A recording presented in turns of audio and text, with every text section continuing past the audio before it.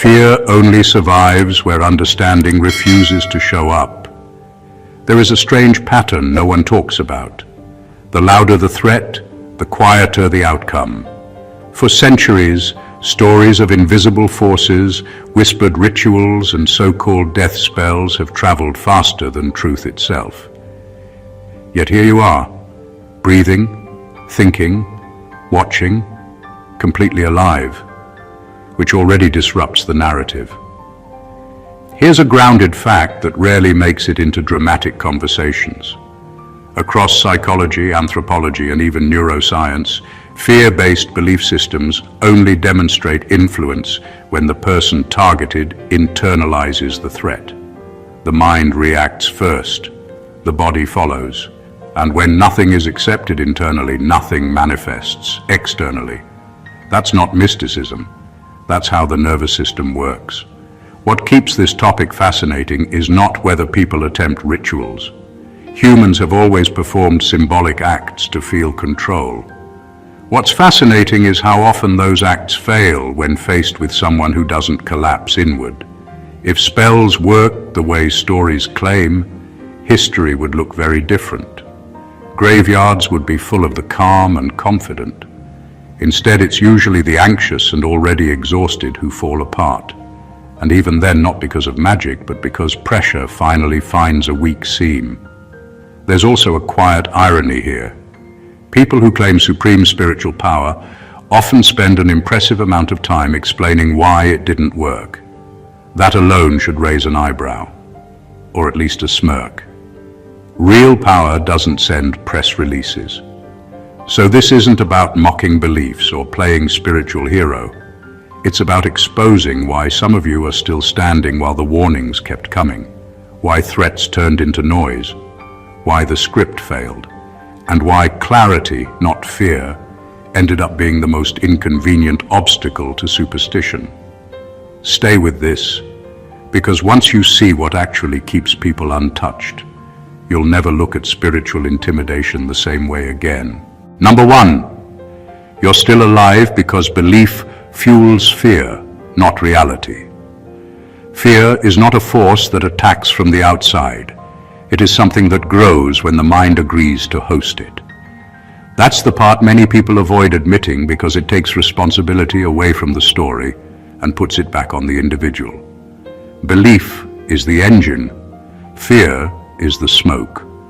Without belief, fear has nothing to burn. Most threats that claim power over life depend on one quiet condition. The target must accept the idea that they are vulnerable. Once that idea settles in, the body reacts. Sleep changes, stress hormones rise, judgment weakens. From the outside, it looks like something invisible is working. In truth, the body is responding exactly as it was designed to respond to sustained fear. Nothing mystical is required. Reality is far less dramatic than the stories people tell. If belief alone could cause death, hospitals would be unnecessary and panic would be lethal on sight. Yet millions of people live through intense fear every day and continue functioning. What separates those who break down from those who don't is not protection charms or secret knowledge. It's whether fear is treated as information or as a verdict. When someone believes a threat has absolute power, they start surrendering small pieces of control. They stop trusting their own stability. They hand over authority to an idea. That slow surrender does more damage than any ritual ever could. Fear doesn't strike all at once. It leaks into thinking, habits, and confidence until exhaustion does the rest. On the other hand, when belief is absent, fear struggles to take shape. The mind doesn't build a narrative around danger, so the body stays grounded. Stress passes instead of nesting. Life continues. That's why many people outlive threats that were supposed to end them. Nothing attached, nothing stayed. This is not about being brave or pretending danger doesn't exist. It's about refusing to inflate fear into something it isn't. Reality operates on cause and effect, not intimidation.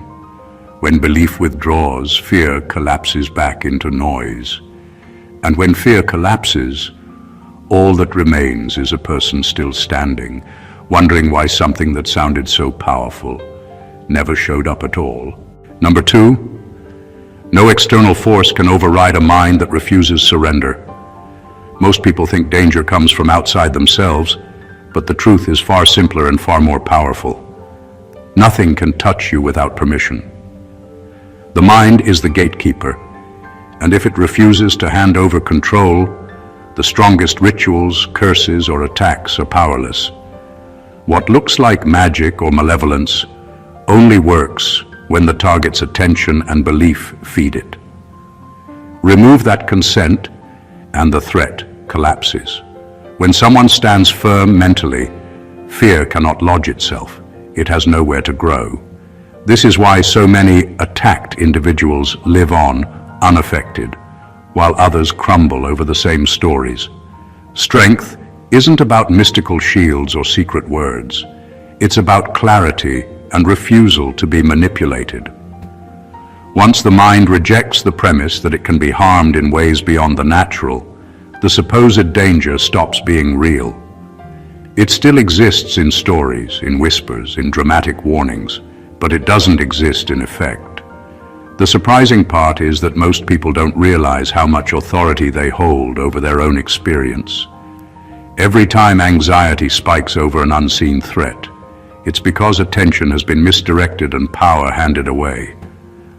A mind that refuses surrender operates like a fortress without gates. Attempts to breach it fail silently, leaving the attacker frustrated and the victim unharmed. The world can throw chaos, pressure, or superstition at you endlessly, but as long as you don't buy in, it passes like wind against stone. This principle doesn't require bravery in the heroic sense. It requires awareness. Awareness sees a threat for what it is, recognizes where influence ends, and refuses to act out of panic. That refusal is invisible to others, yet it is the most effective defense imaginable. History is filled with examples. People who should have succumbed according to rumor or fear, yet they thrived simply because they never allowed the narrative to claim them. Understanding this flips the story entirely. It removes the illusion of external power. Nothing can dominate a mind that won't cooperate.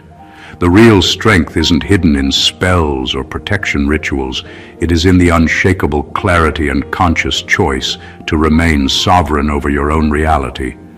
That alone makes you untouchable. Number 3, many who fell were already fractured long before anything external. The people who panic at the idea of death spells often overlook a simple truth. Collapse almost always starts from within. It's rarely the invisible forces, the whispers, or the rituals themselves that cause breakdowns. The cracks are already there, running deep, often ignored until fear pours in and illuminates them. Belief in external danger becomes a convenient explanation, a story to hide the uncomfortable fact that vulnerability existed long before any spell was cast. Emotional fragility, unresolved trauma, and constant self-doubt create a fertile ground for fear. When someone announces a threat, these pre-existing weaknesses amplify it. The mind interprets anxiety as evidence of danger, and suddenly what was once manageable turns into catastrophic panic. It isn't magic doing the damage. It's the human mind reacting to stress it has never learned to regulate. The story of an attack gives shape to an internal collapse, but it is never the cause. This is why the same spells, warnings, or threats can touch some people and completely miss others. Survival isn't about mysticism or supernatural favor. It's about the strength, clarity, and cohesion of the individual's inner foundation. Those who have spent time facing their own fears, understanding their emotions, and developing mental resilience rarely fall for the illusion of danger. They remain steady because nothing external can exploit weaknesses that no longer exist. Many who fell weren't victims of someone else's power. They were victims of their own unresolved chaos. Belief acted as a magnifying lens, making ordinary fear seem lethal. Meanwhile, those who had nurtured composure and self-awareness survived the exact same circumstances with barely a scratch. This is a lesson rarely acknowledged because it challenges the comforting myth that threats are always external. The truth is harsher. Vulnerability is largely self-created, and protection begins inside, not outside. Understanding this flips the perspective entirely. What seems like an attack is often a mirror, showing where work needs to be done within. Once that work is done, external warnings lose their weight, and survival becomes inevitable. The fracture that once invited panic simply isn't there anymore, and the person stands firm, untouched, proving that inner strength always outlives fear. Number 4, survival exposes the exaggeration behind spiritual threats. The moment you realize you are still standing after threats, warnings, and rituals aimed at you, the illusion starts to crumble. Survival itself is the loudest argument against fear-based narratives. People spend so much time dramatizing what could happen, inflating danger into something mythical, but the fact that you are alive proves just how overblown it all was. The universe, life, or reality doesn't conspire to punish you because someone whispered a spell. It operates on principles far simpler and far more indifferent than superstition. What's striking is how easily these stories take hold. The more dramatic the narrative, the more people are willing to surrender their clarity to it. Death spells are powerful in rumor, terrifying in gossip, but powerless in practice. The body doesn't respond to magic, it responds to belief, stress, and attention. When those aren't given, nothing happens. What remains is the person who refuses to hand over their authority, who refuses to inflate fear into action, standing calm while the noise rages around them. This is why survival feels almost like proof. Every day you breathe, work, think, and move forward, you are demonstrating that the stories were never stronger than your presence. Nothing external holds the power to undo someone grounded in themselves. Threats are only as real as the attention they are given, and exaggeration feeds on that attention. Once you stop paying, they vanish quietly, leaving only the narrative behind. Exaggeration thrives on imagination and surrender, not reality.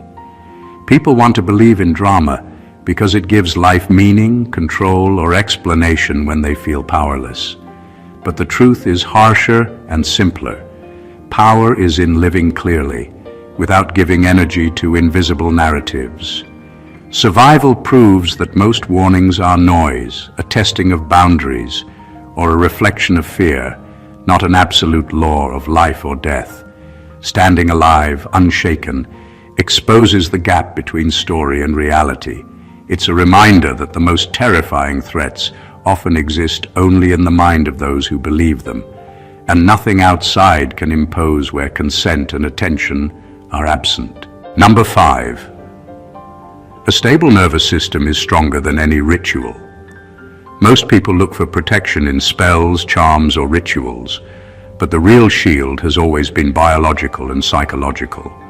The body responds to threats first, not the world outside. If your nervous system is calm, grounded, and regulated, no external attempt to harm you, whether whispered words, rituals, or warnings, can take root. Stability in the mind and body creates a natural immunity to fear-based manipulation. When someone is agitated, anxious, or scattered, their system is like dry tinder waiting for a spark. But when you are steady, the same sparks fizzle harmlessly. Think of it as an invisible armor. It isn't flashy, it doesn't require ceremony, and it doesn't announce itself. It simply exists in how your body handles stress, how your mind processes danger, and how your attention chooses what deserves energy. A person with a stable nervous system sees threats for what they are: signals, stories, or distractions. They don't overreact, don't surrender control, and don't hand power to something that isn't real. Calmness becomes contagious internally.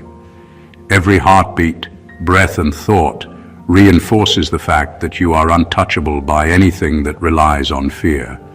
This stability is rarely understood or appreciated because it's invisible to the outside eye. People chase dramatic forms of protection because they underestimate the quiet, persistent force of composure. Yet it is composure that breaks cycles of panic, stress, and imagined attack. While others are responding to every whisper of danger, a stable person moves through life uninterrupted, almost immune to what should terrify them. The lesson is simple but profound. Rituals cannot teach what your body and mind can learn through practice. Regulation, clarity, and presence form a force stronger than superstition. The nervous system decides whether a threat matters before the mind even gets a vote. When it is stable, nothing external can gain traction. That is why some people weather storms that should have undone them, standing firm while chaos swirls around. True protection is internal, silent, and relentless, and it always outlasts fear, rumor, and ritual combined. Number 6. What's called an attack is often unresolved pressure surfacing. Most people look for external causes when they feel threatened, convinced that someone, somewhere, has directed harm their way. The truth is far simpler and far more revealing. What often feels like an attack is just pressure you've been carrying surfacing in dramatic ways. Life has a way of amplifying unresolved tension, past trauma, and neglected emotions, making ordinary stress feel extraordinary. When fear, anger, or anxiety reach a tipping point, they create a lens through which anything can be interpreted as a threat, even whispers, rumors, or harmless warnings. This is why people can experience the same circumstances very differently.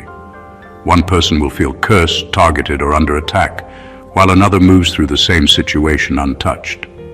The difference isn't external magic, it's what each person is carrying internally. Emotional baggage amplifies perception. Anxiety acts like a signal booster, turning small problems into crises and coincidence into conspiracy. In effect, the body and mind create a storm that looks like it came from outside, but the source has always been internal. Understanding this flips the story entirely. The drama, the tension, the sense of being targeted, all point back to unresolved pressure inside. Fear thrives when it has a narrative, and a spiritual attack gives that narrative life. But if you address the pressure at its root, through awareness, self-reflection, or emotional regulation, the storm loses its energy. What once felt unstoppable dissipates. The supposed attacker is revealed as irrelevant, because the real source of danger was always the unprocessed weight you carried yourself. This explains why some people survive repeated attacks unscathed, while others crumble over whispers. It's never about mystical power or supernatural skill. It's about internal equilibrium. The stronger your inner foundation, the less any story can touch you. Attacks only work when pressure has already created cracks, giving fear a place to anchor. Once you take responsibility for your internal landscape, the external narrative loses authority, leaving you free, composed, and untouchable, while chaos rages around you. Number 7. Psychological resilience outperforms superstition every time. People often search for protection in rituals, spells, or charms, believing that outside forces hold the power to determine life or death. The real truth is much simpler and far more reliable. Nothing affects you more than the strength of your mind. Psychological resilience, your ability to stay steady, process stress, and recover from pressure, outperforms superstition every single time. While fear-driven beliefs rely on vulnerability, resilience is built on clarity, self-awareness, and emotional control. It doesn't matter what stories or rituals are directed at you. A resilient mind simply refuses to take them seriously. Resilience isn't about pretending threats don't exist. It's about understanding the difference between what is real and what is imagined. People who survive repeated rumors of attacks or alleged spells aren't lucky. They've cultivated a mental armor that filters illusion from reality. When fear tries to creep in, it hits a mind that doesn't respond with panic, but with calm observation. The body follows the mind. Stress hormones are managed. Judgment stays sharp. Decisions remain grounded. In this state, what could have seemed dangerous becomes nothing more than noise. The power of resilience is subtle, but it is absolute. Rituals can't teach it, threats can't create it, and stories can't dismantle it. It is formed through facing challenges repeatedly, learning to endure uncertainty, and refusing to surrender mental authority to external narratives. People with this strength don't need to announce it, and the attacks aimed at them lose all credibility the moment they encounter someone unshakable. This principle explains why superstition only ever works on the fearful. It thrives in minds that are fragmented, anxious, or easily manipulated. Resilience neutralizes it by refusing participation. The stronger the psychological foundation, the lighter the impact of fear, and the louder the proof that survival depends less on magic or external protection and more on inner mastery. In the end, those who cultivate resilience walk untouched through storms that others believe are lethal, showing that the human mind is the ultimate safeguard, always, relentlessly, and completely. Number 8. You outgrew the frequency where fear-based narratives operate. Some threats seem real only because you are tuned into the wrong frequency. Fear, superstition, and intimidation operate on a wavelength that resonates with anxiety, doubt, and distraction. When the mind, body, and spirit stabilize, that frequency becomes irrelevant. The threats lose their energy because they no longer find an audience inside you. What once sent shivers down your spine now passes unnoticed, like a radio station you no longer tune into. Survival isn't about escaping danger. It's about shifting yourself to a place where it simply cannot reach you. This is why some people crumble under the same circumstances that others navigate effortlessly. The difference isn't luck, it's alignment. Those who remain untouched have moved beyond the resonance of fear. They no longer vibrate in ways that allow threats to grab attention or hold sway. Words, rumors, and supposed rituals have no traction because the internal environment no longer validates them. The more you strengthen awareness, presence, and clarity, the higher the frequency you occupy, and the more disconnected you become from the noise designed to unsettle you. Outgrowing the fear frequency also changes perception. Events that once seemed ominous now appear neutral. Stories of danger are recognized for what they are, attempts to manipulate attention and control belief. This shift doesn't happen overnight. It comes from consistent practice, observation, and refusal to participate in narratives that thrive on panic. It's a quiet, invisible transformation that others may not notice, but its impact is undeniable. The threats lose their edge not because they vanished, but because you no longer engage with them. This principle proves why survival often seems mysterious to outsiders. It isn't magic, protection spells, or hidden powers. It's a conscious evolution of attention and awareness. You have outgrown the signal that fear-based stories rely on. What once held power over you now fizzles instantly. The moment you stop tuning into fear, threats lose their frequency, leaving only clarity, composure, and an untouchable presence that stands firm, regardless of external noise. Number 9. Power seekers rely on intimidation because they lack substance. Many people who claim to wield extraordinary influence, who threaten, warn, or insist they can control life and death, do so because they have nothing real to offer. Their power is a mask for insecurity, a performance designed to make others believe in their authority. True strength doesn't need to scream or manipulate. It exists quietly, confidently, and without announcement. Those who rely on intimidation do so because they know that substance, true competence, clarity, and resilience is invisible and unassailable. Intimidation works only on those who give it energy. Fear becomes the currency, and attention is the fuel. The moment someone refuses to buy into the performance, the illusion crumbles. The supposed power that once demanded respect or obedience is revealed as fragile, hollow, and entirely dependent on consent. Real strength doesn't need consent because it doesn't rely on perception. It simply exists. Those who try to control through fear are projecting weakness, not projecting force. History and observation reveal this pattern repeatedly. Leaders, practitioners, or manipulators who lean on scare tactics rarely endure scrutiny. Their authority evaporates when faced with clarity, resilience, and grounded awareness. The louder the threats, the smaller the foundation. Meanwhile, people who cultivate self-possession, focus, and calmness survive untouched, not because the danger disappears, but because it never had the power to reach them in the first place. This dynamic also explains why intimidation can feel so convincing. Humans are wired to notice danger and respond quickly, which makes fear a powerful tool, but it is always temporary, always dependent on reaction, and never a reflection of actual strength. Substance outlasts showmanship every time.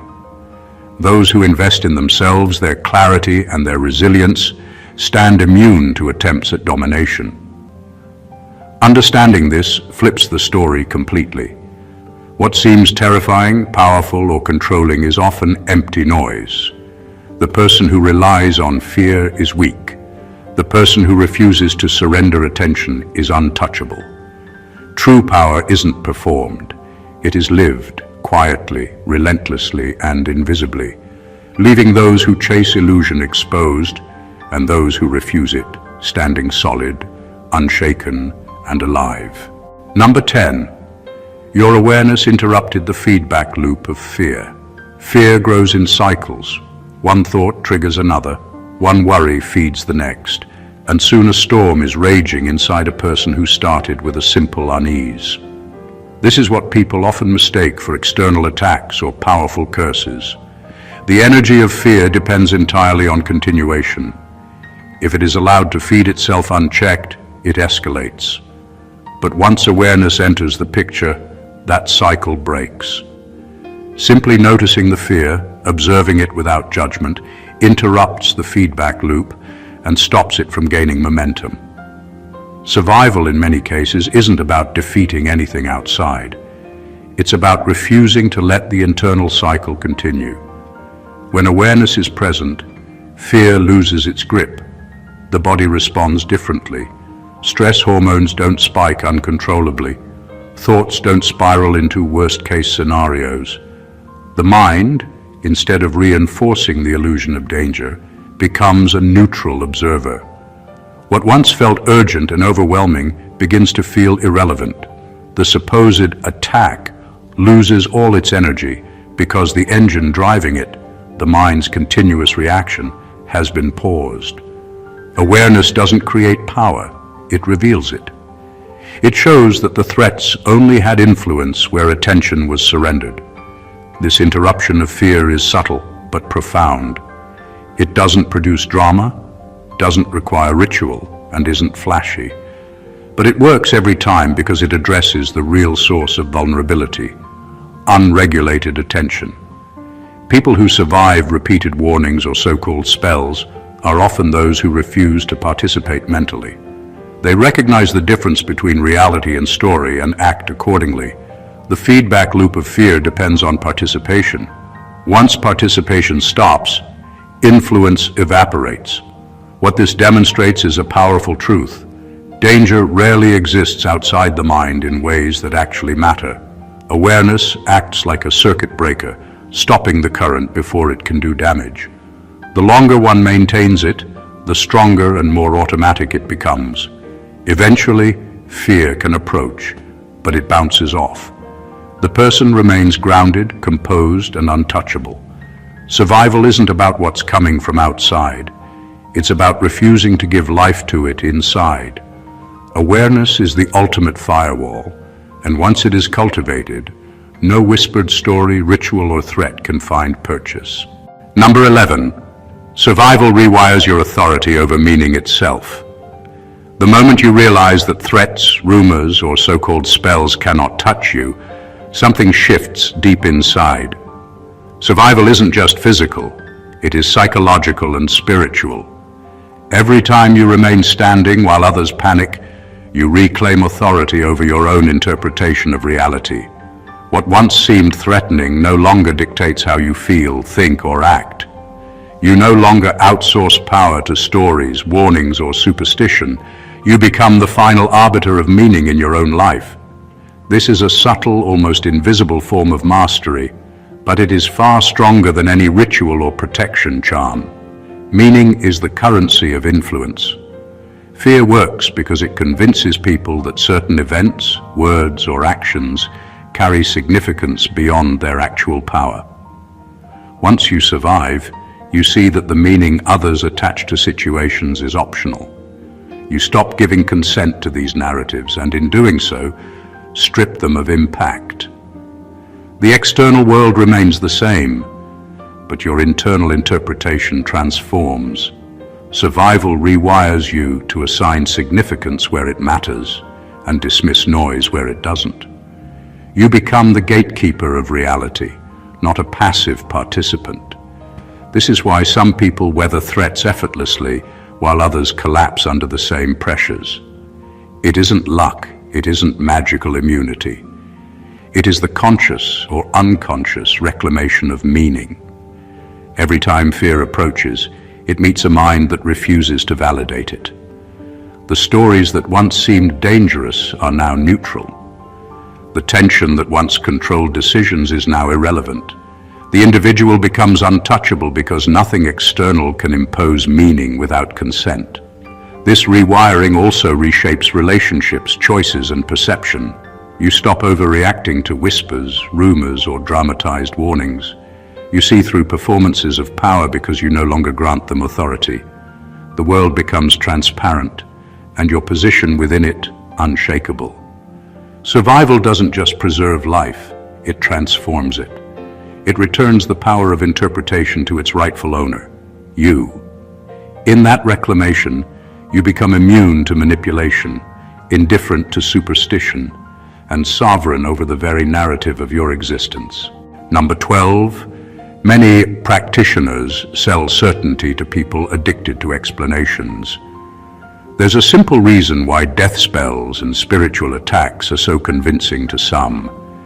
Humans crave certainty in a world that is anything but certain. People who claim to have secret knowledge or supernatural power are often selling reassurance, not results.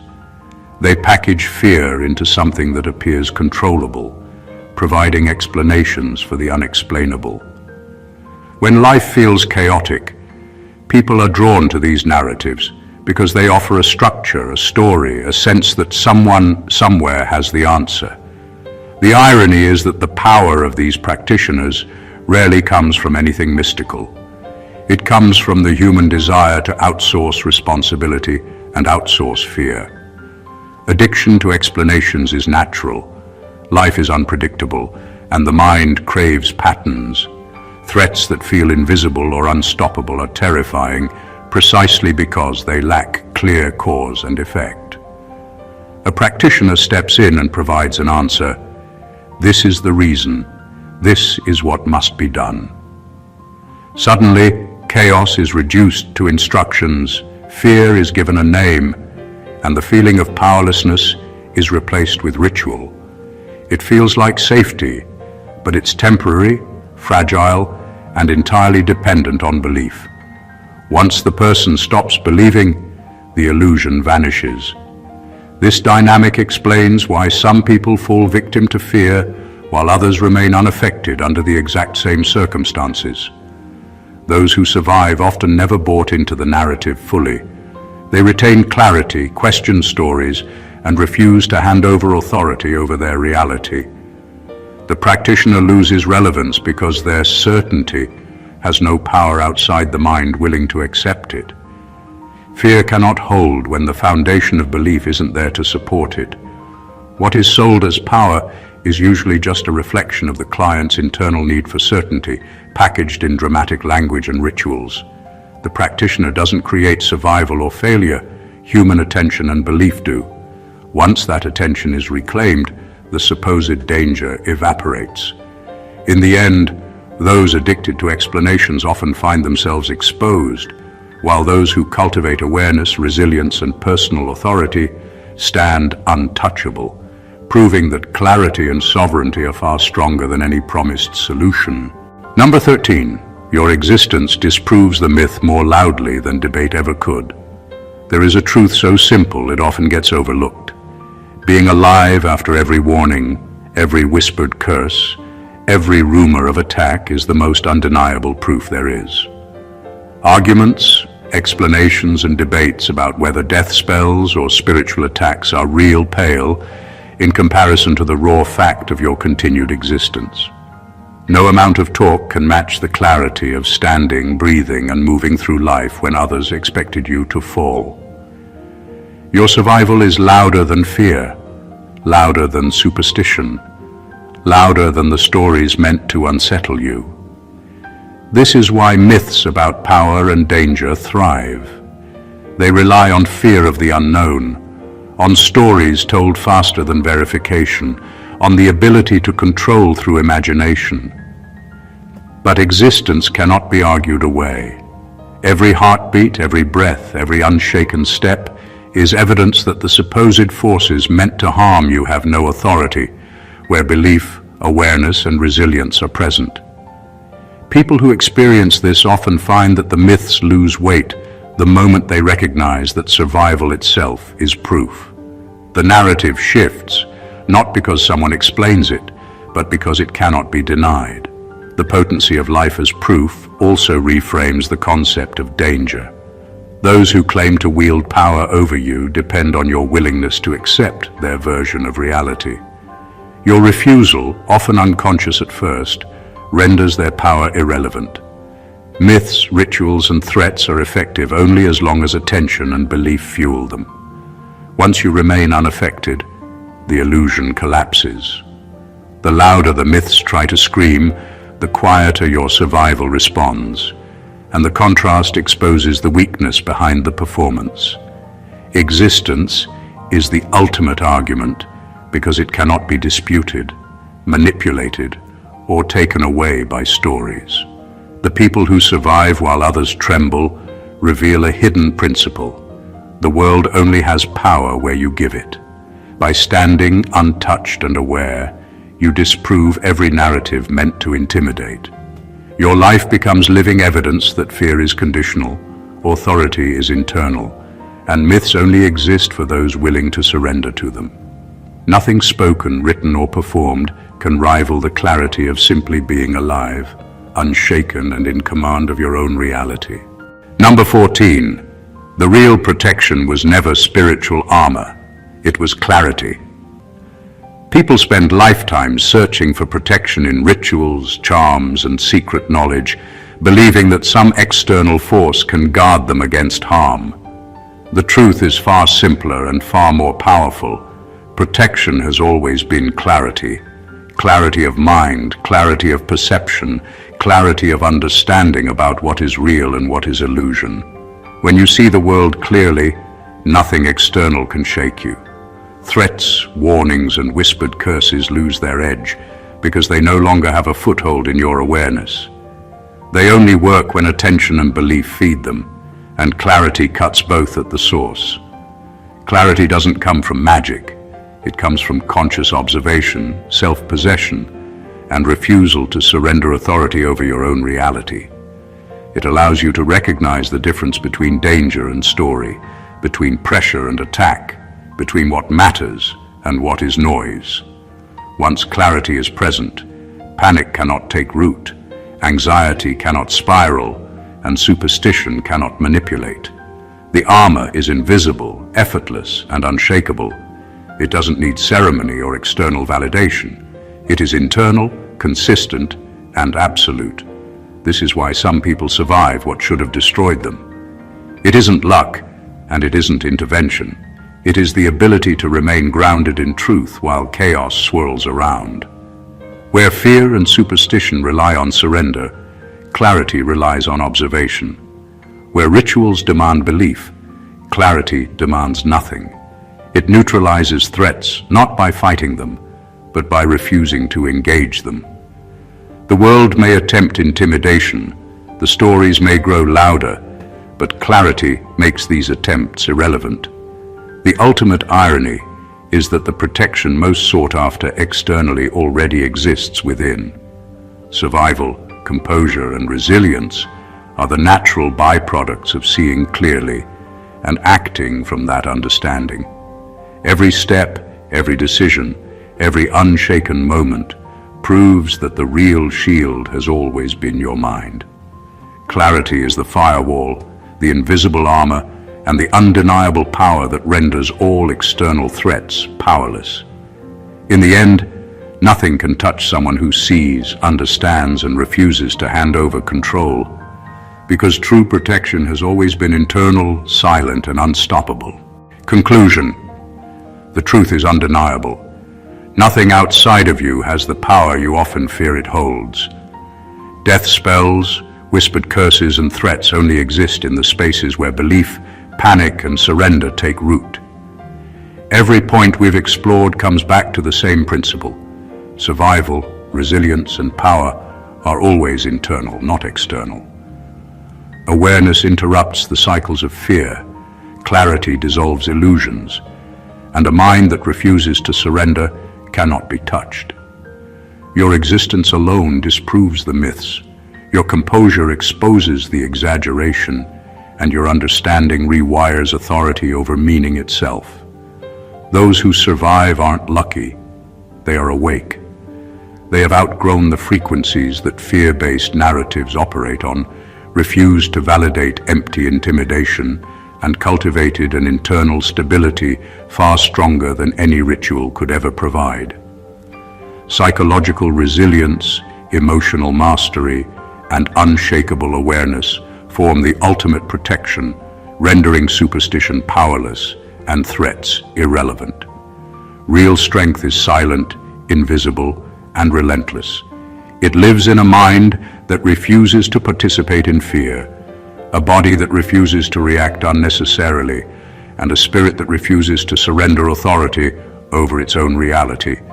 Everything else, stories, warnings, rumors, and spells, are noise. They can never reach someone who refuses to hand over attention and belief. The power of clarity, presence, and self-possession proves that survival isn't about avoiding danger. It's about refusing to give life to it internally. When you stand untouched while chaos rages around you, you embody the ultimate truth. The real armor has always been within, and nothing external can match it. If this message resonated with you, make sure to subscribe to the channel so you never miss wisdom that strengthens your mind and spirit. Like this video, leave a comment sharing your thoughts or experiences and share it with someone who needs to realize their own power. Standing firm isn't just survival, it's mastery, and it's time to claim it. Stay blessed always,